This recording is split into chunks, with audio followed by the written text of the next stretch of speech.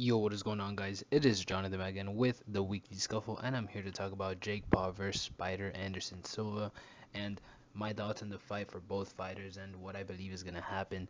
And honestly, I think this fight makes sense for Jake Paul at this point in his career. I think Anderson Silva, legend in his own right, best striker in UFC history, a pro boxer, as recently as I believe a couple months ago, having a fight against a pro boxer, winning that fight.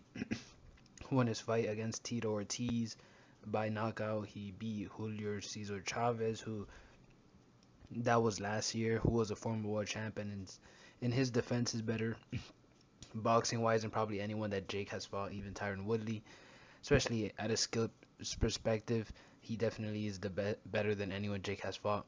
And Anderson presents some threats. Anderson is a natural 185 pounder, so definitely the biggest guy that Jake Paul has fought.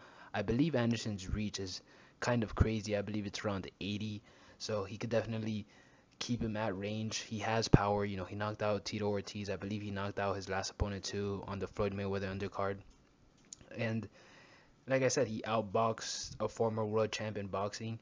Granted, do I think Jake Paul will lose this fight? That's a very 50-50 question for me because I think Anderson Silva could easily outbox him, but at the same time, Anderson is 47 years old, almost 50. He is old. Jake Paul is entering now the prime of his career, so I think it comes down to, can Anderson Silva's chin last? He still has power, so maybe the power mixed in with the strength can be a deterrent for Jake Paul, but at the end of the day, I think Jake Paul is probably too young at this point. I think Anderson Silva, while being the better striker and probably boxer at this point, I think his chin will be the downfall for him in this fight. But at the end of the day, I would not be surprised if Silva could pull it off. I think Jake Paul is still rough around the edges as far as his boxing goes, and I'm very interested to see how he deals with somebody who has a longer reach and is taller than him for the first time in his boxing career. But with that being said, technically Jake Paul is finally fighting a pro boxer.